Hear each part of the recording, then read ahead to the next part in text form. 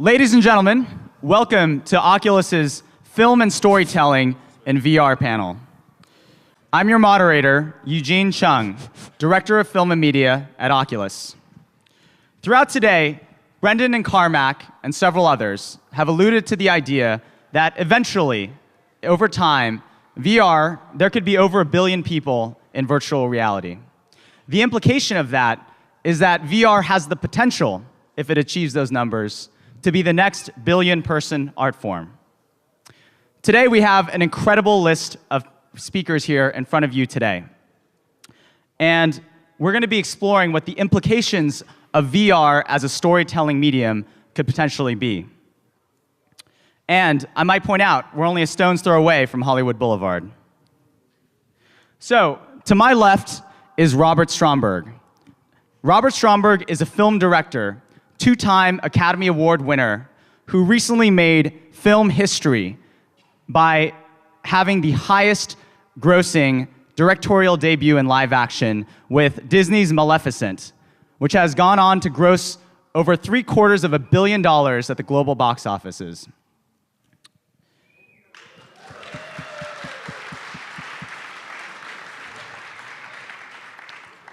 Next is John Gaeta. John is creative director of new media and experiences at Lucasfilm. And he's also the inventor of bullet time in The Matrix.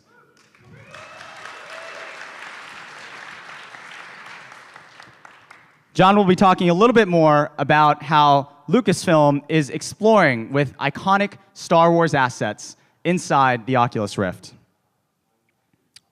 We also have Sascha Unseld, who's the director of the Pixar short, The Blue Umbrella.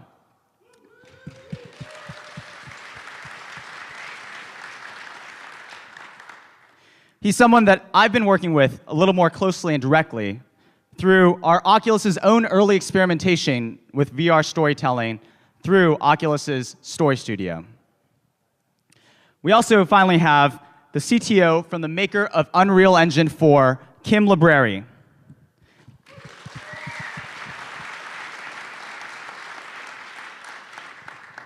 Kim has credits on over 25 films, including Super 8, Speed Racer, Poseidon, Mission Impossible, and, of course, the Matrix trilogy. So, before I kick things off, I thought I'd give a bit of film history. So, what I'm about to show you is one of the very first films ever created. It was created in around 1896 by the Lumiere brothers. And it's called Arrival of a Train at La Ciotat Station. Let's watch it.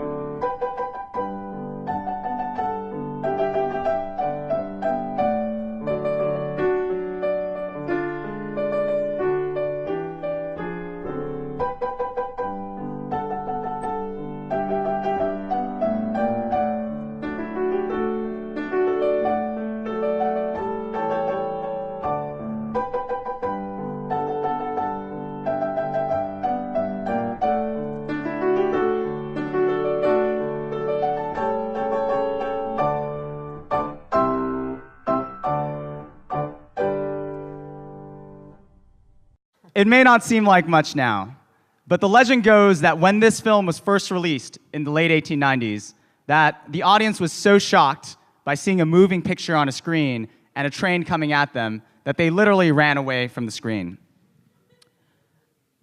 This film is, like I said, from over 100 years ago, and yet I think it's an interesting metaphor for where we are with VR storytelling today. If you look at this film, it's black and white, low resolution, low frame rate, no sync sound. And it's very short. It's only about 45 seconds long. And yet, it gave people a sense that something was different, something was new, and something new was upon us. It helped usher in a new era of storytelling. And I'd posit that we're sort of here today. When you look at Oculus demos, they're also only a few seconds, maybe a few minutes long at most. The exciting thing about being part of this new medium and this new movement is the idea that we are literally pioneering the path to VR storytelling. And I'd posit that some of those pioneers are on the stage with us today, and of course in the audience as well. So the theme that ties together everyone in this audience is that they've achieved phenomenal successes in traditional cinema, and they've also created VR experiences and are passionate about VR. I thought I'd kick things off by asking everyone on the panel by how they got interested in VR, and what is the first thing that, for example, caught your attention and really converted you into VR. And yeah, I'd love to start with you, Rob. I think the first sense of where I thought things were going when Nolan, I know you're out there, when we were creating Avatar. We really started at zero. I always used to tell Jim, we'll probably know what we're doing by the time we figure this out. But we started, for the first time, making a film in a virtual world with the virtual cameras. And the first time I saw an inner sense, I knew that this was coming. I had just finished Maleficent, and I read about Eugene and Oculus, and immediately I said, I got to see them. And he invited us down, and we saw it. And I came out, and I said what everybody says, this is going to change the world. And as a storyteller, as a person who creates worlds, what better canvas could you ever have? Talk about immersive. Now it's how to use this new medium in a storytelling context that makes sense. Hello. Mine was a bit of a three-step. After I left school, NYU, and I was working in New York City for some time, I had some friends who I trusted quite a bit, who were rather eccentric filmmaker types, had told me that there was a man named Doug Trumbull that was moving into the East Coast. He had just sort of finished Brainstorm, and he was beginning some new things. He was the visual effects supervisor for 2001, so I was very compelled by that, and I found a way to get to work with him amongst many other young folks. And it was at the convergence of computer graphics and of film. And there were some remarkable people there. Anyway, Doug was a godfather of immersion and spent most of his time literally inventing the technology he needed to create new formats, including high frame rate film and immersive domes and things like that. So, and then after Doug, as he literally exited the studio that we were working in, one of the very first clients as our studio attempted to figure out what we would do in a post-Doug world and started going into visual effects for film. One of the first clients that we got were the Wachowski brothers, who were preoccupied with depicting the nature of virtual reality. So that was a multi-year relationship that I had with them that was very intellectually stimulating, spanned quite a lot of inventive technologies and all that, and then kept me trained on this topic ever since. Awesome. I think it was about 6 months ago, Eugene, that you came by at Pixar and brought the, I think, Crystal Cove with you, so the higher-res version of the DK1. And I mean, of course, like everyone, I had read about Oculus and everything since about a year, and had never had like the possibility to try it. And you brought it to Pixar, and I tried it out. And I remember at the time, I was mostly amazed by how bad it was. You didn't say that then. There was all this hype, and I was like, oh, my head position is not tracked, and oh, the resolution is really low, and oh, this is a bit stuttery, and it just, so I was underwhelmed when I tried it, but the strange thing that happened is the next day, and even afterwards, just an hour or two afterwards, the way I remembered the spaces that I was in was very different than if I would see a photo or if I would see a picture on the screen. There was a much more of a presence of that memory of these moments, of these places I was in, despite the crappiness of the place the technology is at right now. So that just made me think, wait a second, so if it's this early right now and it already has this impact on how I remember these things, how is this going to be in 2 years? How is this going to be in 3 years? How is this going to be in 10 years? And yeah, I think that's what got me excited. For me, most of my life has been using technology and computer graphics to help wow audiences, and lucky enough to work with John on the Matrix movies. And maybe I'm a bit of a Matrix fanboy. I see that virtual reality is a new way to experience situations, stories, just make people feel like they're children again by seeing things that they've never seen before. And I think that the motion picture industry, as it is today, we've seen most things that we can do on a two-dimensional screen. It's time to go into them worlds, these amazing worlds that we can create. And it's that inspires me. I think it's like a total reboot. It is just like Eugene was showing. It's like the birth of Cinema 2.0. That we're about to experience, and I think it's an amazing place to experiment and actually give people something new that they've not felt before. So I'd love to dive in a bit on some of the experiences that you guys are creating and sort of what you've learned through that. I might start with you, John. Lucasfilm is working on some interesting things, and I'd love for you to describe a little bit more about what you've learned through that experience and that exact that demo. Okay, so these days, I am at Lucasfilm, and I have had the opportunity to work with a lot of people who are sort of involved with the reinvention, I suppose, or reimagination and continuation and expansion of Star Wars. And the group I'm particularly involved with is the story group, which is one of the most interesting places to be right now, because imagine, if you will, a universe that is so, well, I'm sure you can, a universe that is part of all of our childhoods at this point and so ingrained. It's so rich, it's so detailed, it's so branched, and has for decades allowed so many people to actually offer their own thoughts on how this universe could be expanded. And so anyhow, there is this very interesting time now happening at Lucasfilm, and there are many remarkable people, creatives and technology folks of all sorts that are congregated because we are going to be making films for the next decade or so. And that's quite a remarkable thing to use as a platform for stability, but also experimentation. So Lucasfilm,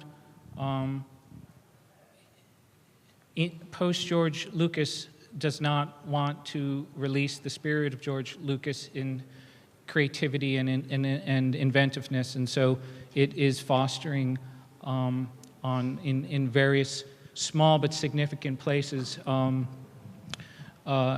work to explore ways of manifesting the universe and ways for involving fans in ways that are befitting the coming generation. So yeah, we're experimenting. We're experimenting with story interface. We are lucky to have some of the best writers and storytellers that one could possibly imagine, but additionally, there is a remarkable and very sophisticated capacity for high-fidelity, real-time graphics as well at Lucasfilm. And so what we've created is a bit of a non-canon sandbox. Non-canon insofar as we are not necessarily focusing on any particular product or project yet. We're just learning. But we have a sandbox that has been built with a number of iconic characters, and in particular Tatooine, which is a very familiar place for many people. And so we're experimenting with immersing ourselves in Tatooine, and we're experimenting with, examining cinema as a portal, as opposed to a thing you experience before you move on to some secondary franchise experience. That's great. So Sashka, I'd love to move on to you, and especially give it in the context of what are some non-obvious lessons you've learned, the creation of some of our experiences. Non-obvious lessons. I mean, we're all trying to see how much of the control over a curated narration of a story experience from film we can maintain, and I think we're all finding out how little that is, and how yes, we could do cuts, and yes, we can do camera moves, but how suddenly it becomes like a, I don't know, like a 360 IMAX movie versus the presence experience of VR. And I think lately with the tests we've been doing, for me, it's kind of like as if you would think of the jump from, it's not a jump necessarily, it's not an enhancement of cinema, it's kind of if you would compare painting to books, it's just a very different thing. And if you in paintings try to do writing, that's not what paintings are about. And I think that's a big thing for me, and there's a thing, I talked with someone 2 weeks ago that for me was kind of a light going on, and there's a difference between VR and cinema, which is cinema and TV and all that stuff, I can look away, and I could look away from the screen, but I choose to look at the screen, so to a certain extent I make a decision to watch the film. And that opens me up. I open up to what that film shows me. It's even bigger with books. That's why books can touch us emotionally, because I cannot read a book sitting there like this. I need to actively read, and that engages me emotionally. And in VR, we strap someone to someone's face, like the person can't look away. Like if the person looks away, it's still in there. So it's very invasive. And I think we need to take that into account. I think the most interesting VR experiences are the ones where the person who experiences it doesn't sit there, leans back and looks around, but actually leans forward and is curious to look around. And I think it's that different. You don't want to shove something in someone's face. You want to get someone to explore, get someone interested to look around, and get that kind of leaning in feeling, and not have the person just lean back and cross his arms. And I think that's kind of a shift in the way we're trying to tell stories that might sound tiny, but I think is massive. So Rob, you've been telling stories for decades now, and you are focused now on telling stories in VR. What has the specific experience been like? And would you mind sharing with the audience what it's been about? Well, I mean, I echo what he's saying here is, and I think we're all in the infant stages of this, and we're all, as storytellers, trying to figure out those devices that are appropriate. I think, I've done a 4-minute test myself, exploring some of those. But I think, we're all, you're so much there, you're so immersed that it's really taking on the natural psychological traits that we already have, whether it's visual cues or lighting cues. You could sort of slide somebody or stand in one spot, but sound is going to become very important. The direction, if he says, hey, I'm going to look at him. And those sorts of things that we already do in our real lives. So we're exploring that, and cuts, dissolves, wipes, all that stuff. But I think we're, in my test, at least, I think, we learned a lot, and over the next year is going to be very telling. I know there'll be a lot of subject matter that is chosen specifically for these experiences, and, single, 10-minute films that are single shots. Right? Back to rope. Well, I mentioned rope earlier, and so there'll be long shots with clever ways that you disappear for a moment and come back in another scene. All that stuff will be done. We're trying all that stuff. But that's kind of the thrill of it, you know. We've all been accustomed to a certain style of watching a movie for so long. We're really inventing something unique and new here, and I think it'll sort of require a whole new toolkit.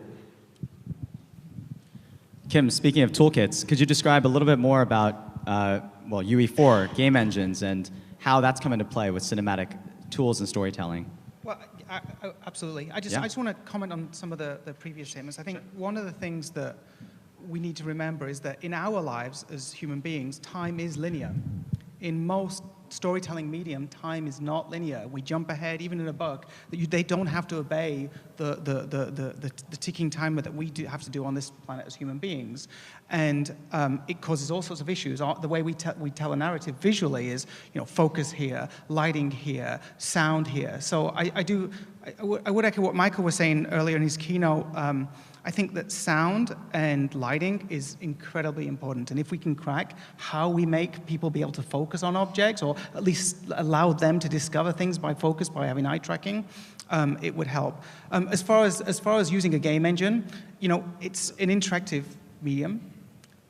It allows you to experiment well. You know, we have cinematic tools built in the engine. You know, one of the things that I've learned through my brief experience of trying to make VR content is what you think that's going to work from a story perspective is probably not going to work. And it does go all back to this time thing. So we found that actually, you know, writing your dialogue, writing your story, getting people to read it through, editing it in an Avid, before you even shoot anything or animate anything, to see if it actually works from a timing perspective. Because something that sounds like a good idea, when you actually play it out in normal real time, can be actually very boring. So you have to think of other things to fill the experience, where the butterfly flies by, or something to make things a little bit more interesting. Because the real world actually can be a bit boring at times. Yeah.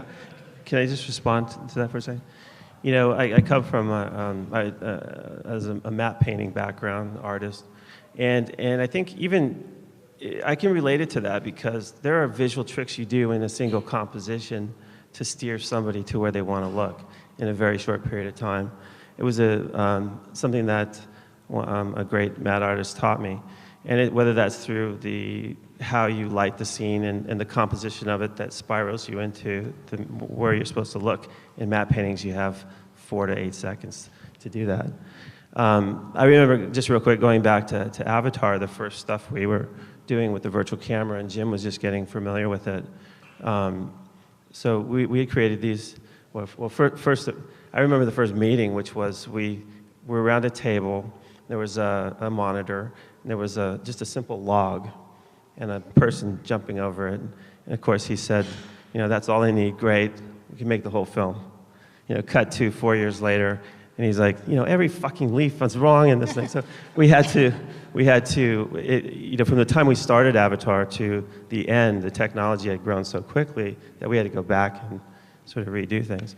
But in that world, what I discovered pushing through a virtual world is I would set a composition, because we did essentially digital location scouting the day before he shot. So we would start with a really beautiful composition, move the direction the actor was going to go, recompose a new composition, and so on and so on. So you would come in and out of something of interest. And I think those types of tricks are going to play into this. So just going back to the engine side of things, as you can tell, nobody really has the answers of what the right recipe is for great storytelling in VR. We're all, you know, it's a level playing field. You know, we've got, you know, famous directors and visual effects supervisors here, and people have had great careers. But you guys are on an equal playing field with us all, because none of us really know exactly what the rules are right now. So it's a really great time to experiment. And the great thing about doing stuff inside an engine like Unreal, especially one as powerful as Unreal in terms of being able to give you great-looking visuals without a lot of effort, is that you can experiment and try ideas. You know, there's these observations that we've had.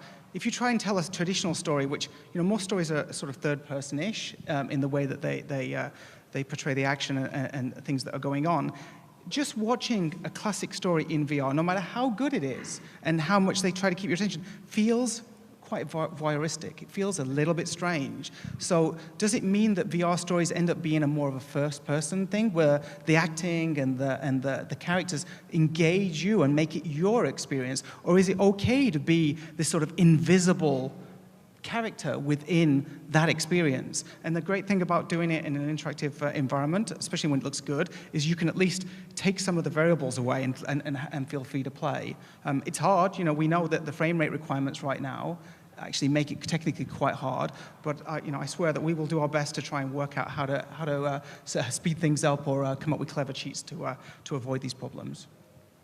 Kim, I think you bring up a very interesting point about how things that seem obvious aren't really necessarily obvious or don't necessarily translate in VR.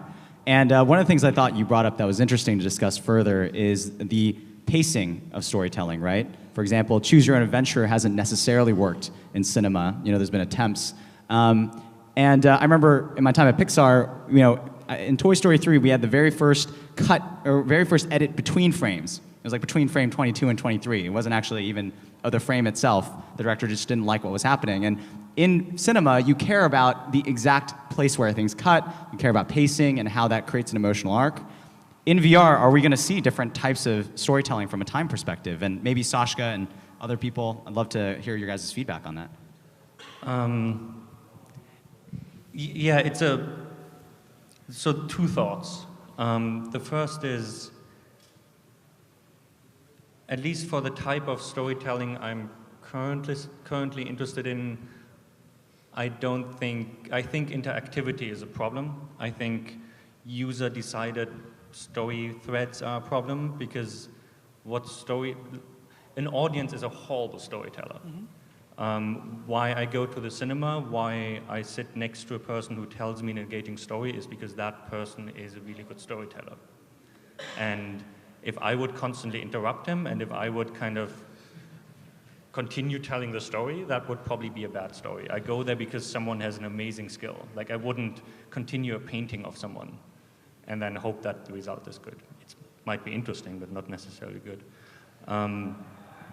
And it's seeing the world through someone else's eyes. And but the interesting thing, I think, that is the first thought, that happens if I sit next to someone who tells me a story, is that person watches me react to it.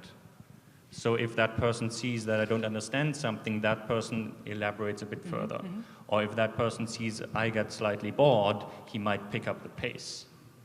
The interesting thing with VR is we have a singular audience. We don't have, like in a movie, you need to make it work for everyone. And that's always hard, because you have kind of committees deciding, is that funny, is that not funny, is that too slow, is that too fast? Well, we need to reach the biggest audience. Theoretically in VR, especially if you talk about real time, you can change the pacing, you can change the density of things that happen based on the behavior of that singular viewer. Mm-hmm. How is it going to work? I don't know. A second thought, we're playing around with it. Second thought is, I was actually just yesterday, I thought about, and this might sound weird, and I'll explain it, four-dimensional storytelling. So let's say the story takes place in a room with tons of people coming in, and I can't possibly follow everything. And this story is like a minute long, but it loops again and again. And the second time I follow different people that walk around differently. But I know what the other people do. Like every loop that I watch, I'm aware of what all these other things are doing. So it becomes a more and more complex experience, but it's the same story, but it's like has a fourth dimension to it. And because I can choose where I want to look, I get that enhancement of it. Does it work? I don't know. But I think that's kind of the new ways of telling stories that we need to think about, and not how can we do that thing that we did in movies but in VR. And for the audience, think about if you have multiple stories that all have to connect together, at different moments in time they have to sync. So somebody may enter a door, another person comes in that was doing something else before. from a writing and a production perspective, it's very, very hard to pace that out. So just expect you're going to be going through iterations on that. In a normal movie, we can take a pretty bad sequence, and through editing and a bit of camera shake, we can make it feel exciting. Yeah, you're not, you know, obviously you can have 100 explosions go off around the VR viewer, and maybe they'll feel entertained by that. But I think there is a lot of subtlety and a lot of craftsmanship that's going to go into making these pieces work, and it's fun because everybody's discovering it's new again. I have a slightly different view of it. I think that you know, if it took 100 years for us to figure out how to create, you know, a sculpture that is film, you know, film a sort of high. I completely agree with your first statement about why I go to the cinema. I could not possibly go into a film by Francis Ford Coppola and expect to make my own choice to deviate off of something that he may have set up as a... I go there because of the mystery and mastery of his storytelling. That is his genius. So while I do agree that maybe across 100 years we will figure some super fascinating ways to guide people in you know, sort of almost behavioral ways, like guiding people through these stories and having them discover story and literally make story without them even realizing they are. I think that we should also examine cinema and the nature of how stories are told in cinema, which at this point is like a universal language across the globe. It's like an innate language. Even editorial is like an innate language that we seem to be able to master as kids. So what I am curious about is, you know, I don't think that cinema as we know it has reached its evolutionary endpoint in its own form. I just, what I'm curious about is whether cinema can be basically a door through which you can walk through. So we still have the remarkable experience. It's a passive experience, but you know, again, like, what could be more immersive and more impacting than just you are transfixed and held in a room, in a darkened room, and then pummeled, you know, by this masterful story. Sometimes, if the story is powerful enough, folks will remember. It'll resonate literally inside your memory almost to the end of your days, right? This is how powerful the emotional aspect of performance in cinema is. So rather than, well, it's not rather than at all. It's, is there a way to have that experience and then return back and choose a moment in that experience to step through? And in doing so, you basically can observe the sculpture in other ways. It's still a sculpture. It's still as created by that person. There are issues, of course. Again, yeah, editing and cinematography, all those things, you know, come into question, but still the performance part is there. And I wonder if one can walk through that, observe that, and walk further and deeper into the exposition, the setting, the world around that, and actually engage there and start participating there. Well said. So we're in a room right now of some of the top Oculus Rift developers in the world. And all of us have dived into many of the various tools out there. And while there are some incredible tools that are being provided, as many people on this panel have pointed out, it's still very early. So I thought I'd dive in, you know, from a technological perspective, from some of the tools that are available. What are some of the biggest development areas in the tools that we have in VR today, particularly for creating stories? Well, What do you mean?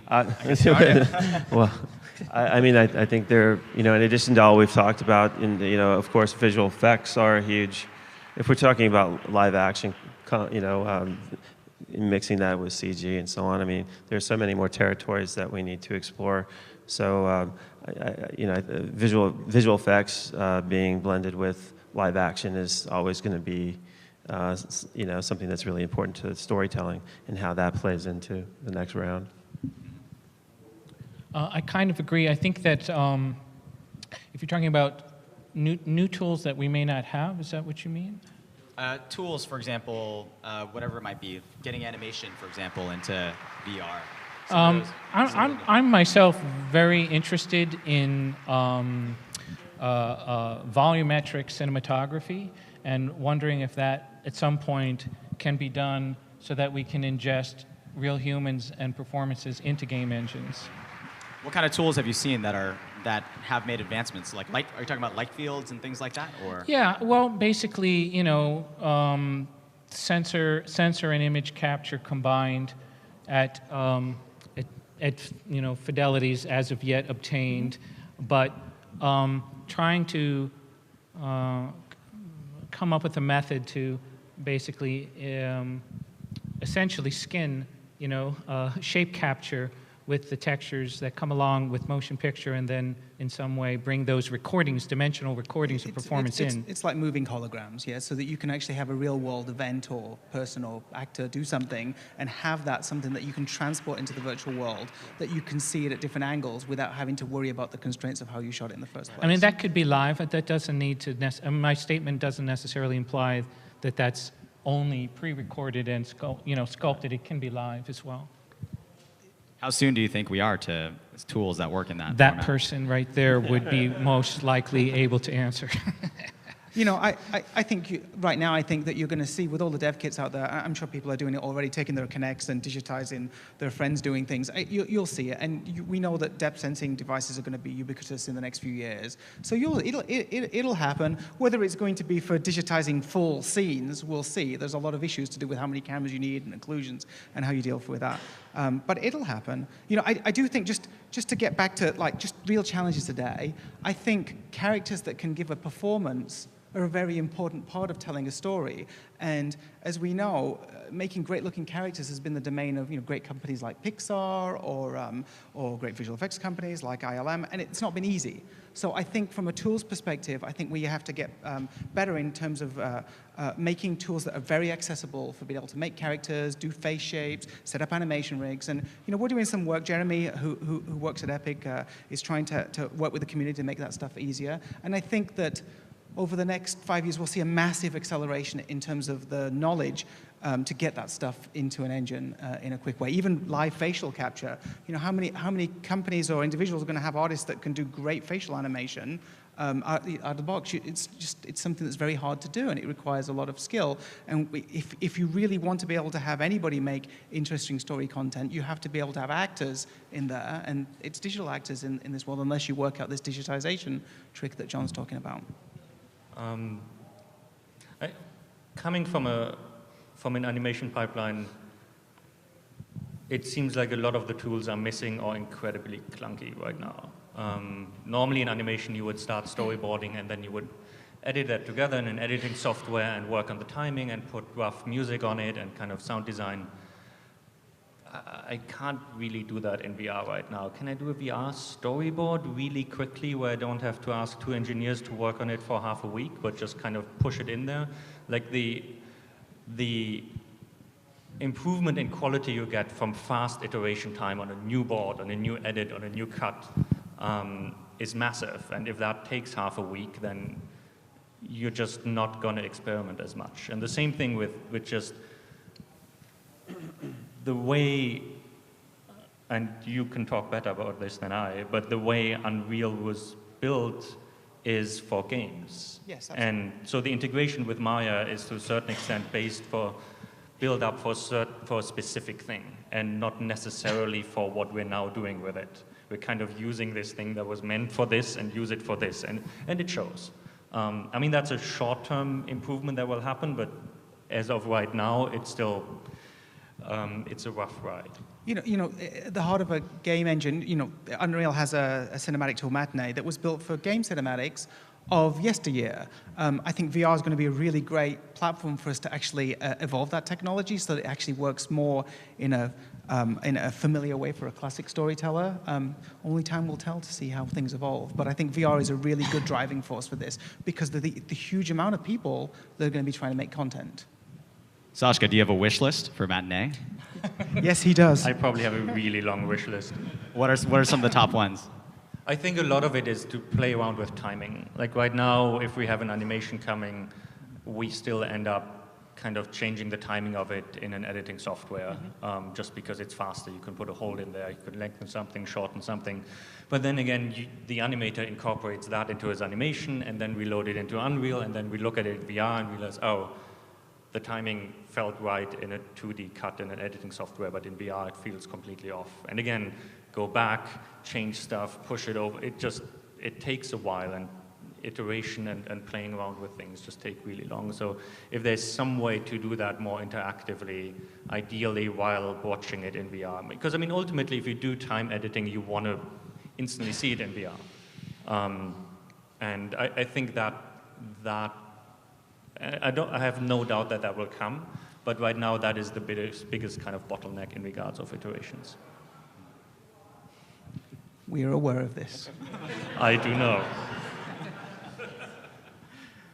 So I thought I'd switch gears a bit and talk about what sort of stories are you passionate about telling in VR specifically? Thought I'd start with you, Rob. Type of stories.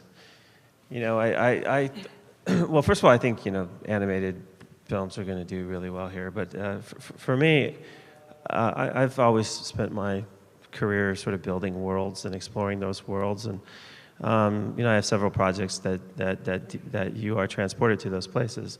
And so I'm already trying to pick subject matter that lends itself to this.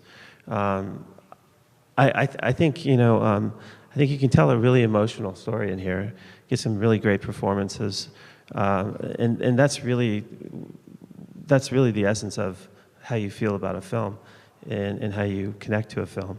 It's not so much about looking at pretty things. It's how we can integrate the emotion, not just through visuals, but through performances in here.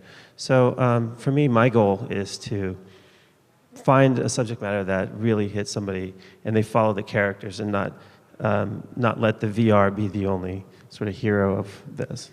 I want it, at some point, I think it'll become a secondary character, I hope, because we all love films for the people in them, not where they are.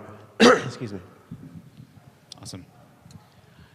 Well, that's a little tricky, right? As we're trying to form, I don't know, trying to form the ultimate targets or any, you know, very specific targets, because learning is going on right now. But I would say just from the optic of, you know, again, if you,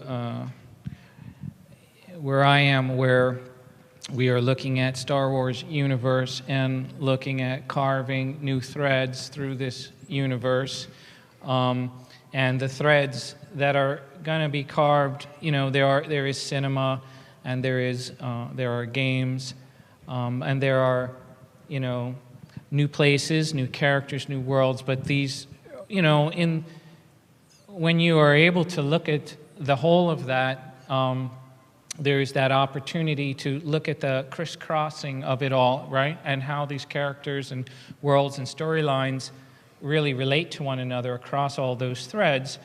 So you could almost imagine it like, you know, there's like this strange map of crossing lines, and there's all these empty spaces between that, quite a lot, right? But all the empty spaces are still inside the universe. It's one universe. So if that, again, if you could just imagine if the universe was the same fidelity across all the media types, you know, and then you have these empty spaces, you want to start looking at stories that help you bridge, help you jump across the different crossing lines, right? So you want to tell stories that fill in exposition and allow people to go deeper into the backgrounds of why things had occurred or why characters are doing what they are doing or where they had begun and all of those things. So the ideal for, you know, the ideal opportunity, it's not a plan, right? But the ideal opportunity is to drill into the expository you know, blank bits and focus in on them and tell stories inside there.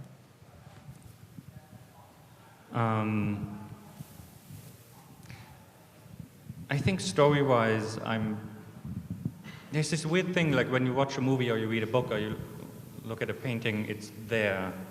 And when you're in VR, it's here. And it begs this weird question, either who am I, or kind of why am I?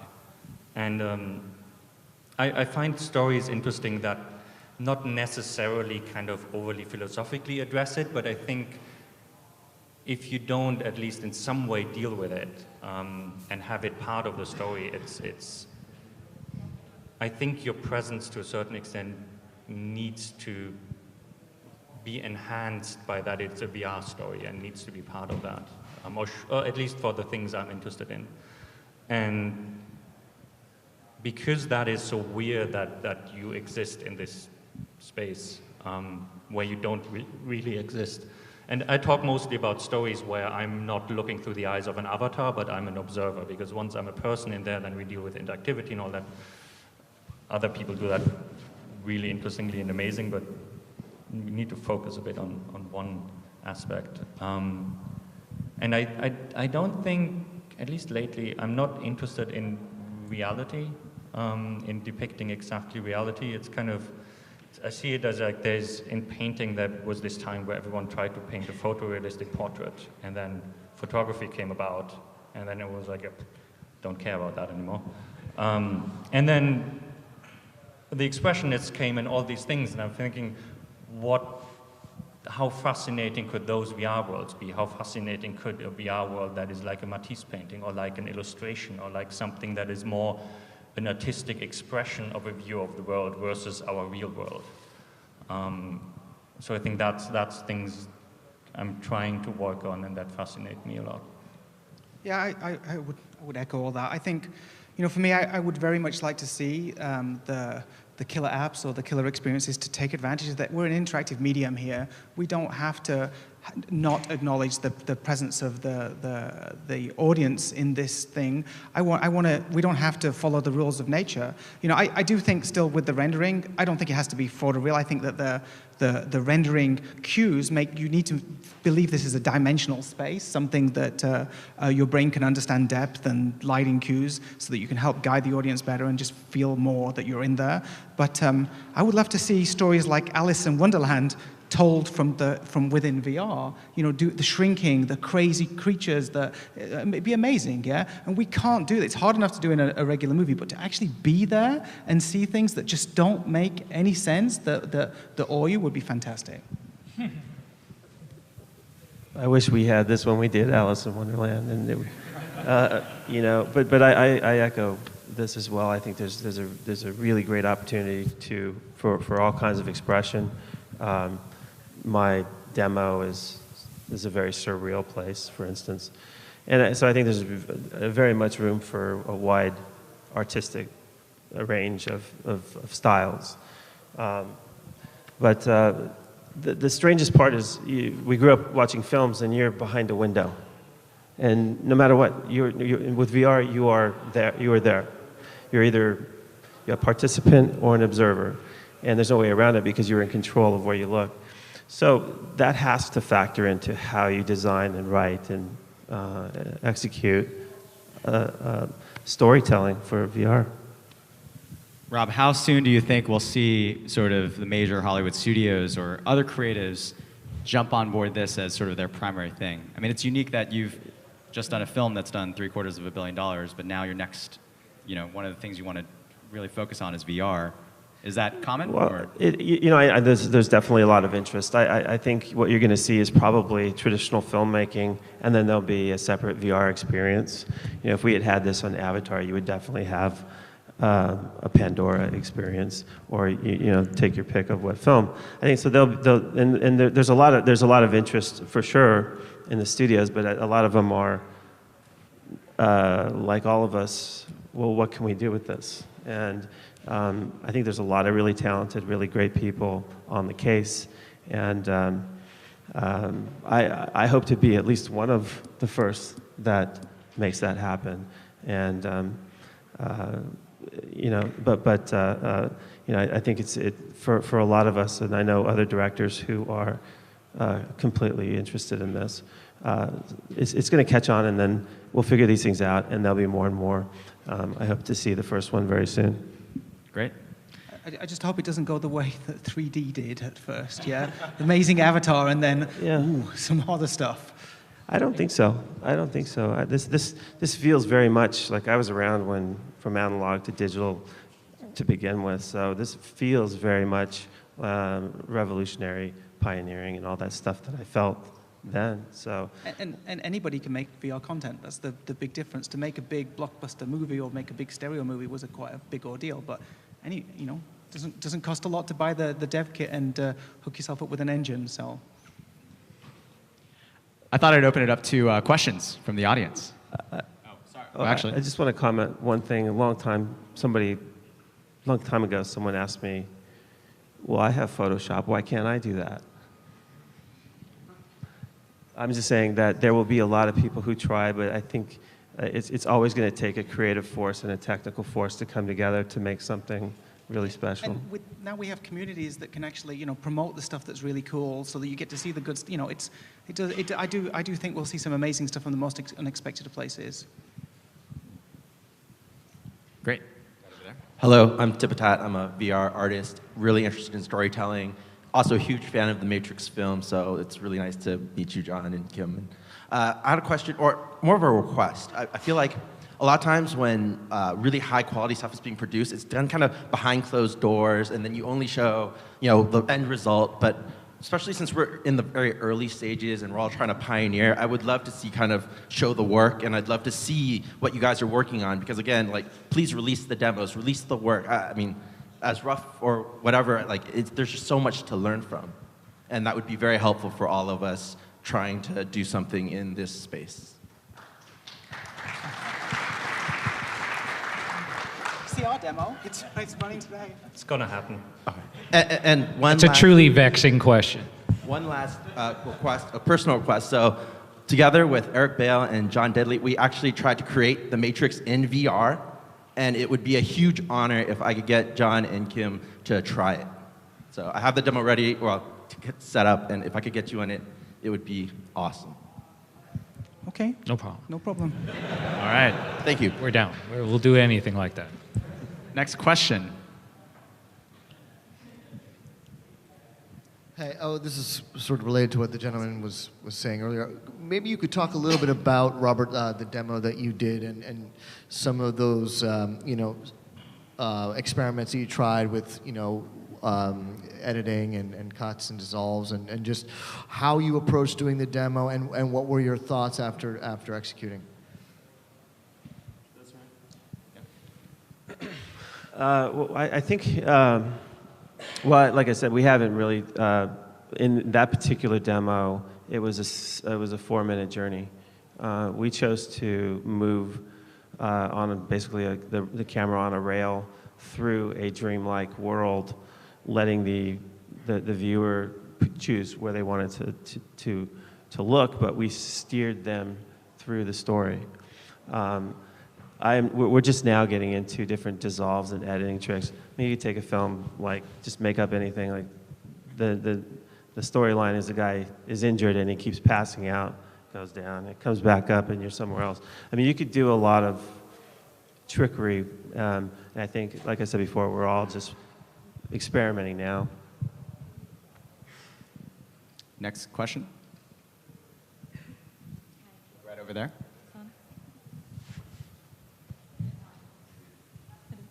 Hi, sorry. So I'm very, very interested in storytelling from a first-person perspective, where the viewer is sort of the hero or the main character of the story. And one challenge that my partner and I discuss often, and we haven't found a solution for, is how, in that setting, would you tell a love story? Where, assuming that you're making this for anybody, a man or a woman, gay, straight, how would you overcome that challenge? First-person storytelling, POV. Any thoughts?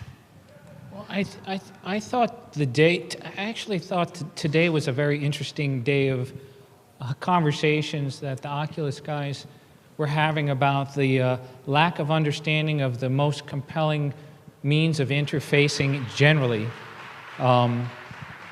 This is, to me, I think the biggest issue also, and that is if you are involved in a first-person story, you're a participant, then, to what extent are we supposed to perform back or to react back, and in what ways are we going to do that?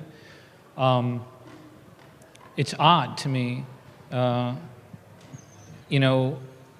losing your facial expression because you have a box strapped to your face. That's kind of tricky to start. But body language is also, body language is super powerful, and I do think that obviously there's going to be some interest in at least reflecting your body language back, but then you don't have haptics. So I'm not, if it was a matter of expressing emotion back, perhaps, which is maybe to the heart of a question about a more romantic interaction. I'm not sure yet how we get that in this medium, and I think that it's a really, really, really valid and probably on top of the list for me, how to express emotion of the user back. It sounds a bit like a conundrum because, love is a pretty strange thing, and it normally involves two people. And I think anything you can do at the moment in VR is a pretty one-sided thing. So at least just from my gut, I would say unless the love story is kind of about a one-sided love, you're going to have a very hard time. I think we have time for one last question. It's a good segue. I'm over here. These are connected devices, or they can be. So how do you think social plays into this in the future? Social VR. Any thoughts? I'll be honest, almost every demo I've played that doesn't that, you always want to share the experience with somebody else. It's like, can you look at that? So I think what it means is people stop making socially connected VR experiences, that you can at least know that somebody's there with you, whether it's a glowing ball that just represents somebody else is going along with the ride with you, something to let you know that you're connected. And I would assume this would probably be high on your priority list, considering you got bought by a social networking company. No comment. But I will say, actually, back, what's interesting to me, one of the first social experiences I felt was Epic Games Couch Nights. Where there are two players in a room, and you're looking at the other player move their head in space, and that's an interesting feeling to have. I don't know if you want to comment on that. No, the guys were, after doing their original demos, they felt that they were all having this experience. Look at where they were all swapping the goggles out, and they're like, well, wouldn't it be cool if we could get together in the same virtual space? It is a virtual reality. We should be able to do that. So that was what motivated them. Hopefully, we get to do some more interesting stuff in that way as well. Definitely. Maybe to your point about love, maybe you go through an experience together with what they're talking about, someone that you already love sitting next to you. That might mean more to the experience. I would also slightly, just to respond to the social question, the mass medium thing, if one was to share an experience with this large an audience, let's say we were all inside some story, well, we're not all going to, unless it's like we're like an army together, which would be fun, but we're not all going to be tweaking the story if we're all in there together. So there might be some other experience of an audience. Again, perhaps it is a bit like being a voyeur, but we're there together. But I think social is absolutely imperative, and I think that it's. I would absolutely not. I would think that it's as large a gate as what I said before about cinema as a portal. It has to do with that there's like a billion people around the world that'll go to a movie. Well, there's like a billion people around the world that will be coming in through a social channel too. They're both gates into the same thing, I think. I think I'd like to lay down a challenge. How about next year, Eugene? Smackdown. This panel is broadcast from virtual reality. Everybody would have to wear funny spandex mocap suits and head-mounted cameras. But it'd be pretty interesting because all the people at home then can watch it. And all the audience wears spandex too. My brain sometimes works a bit slow, so an answer to an earlier question from half an hour just popped into my head. But I wanted to get it out there in regards of challenges with workflow.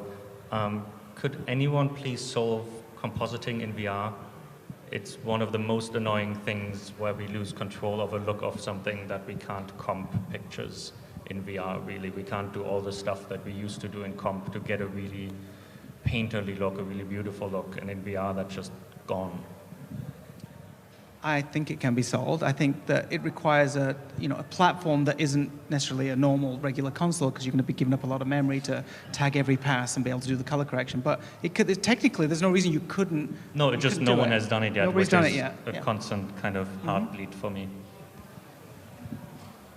Just to his point, I think if this were a virtual panel, the home version would find us just as completely boring. So.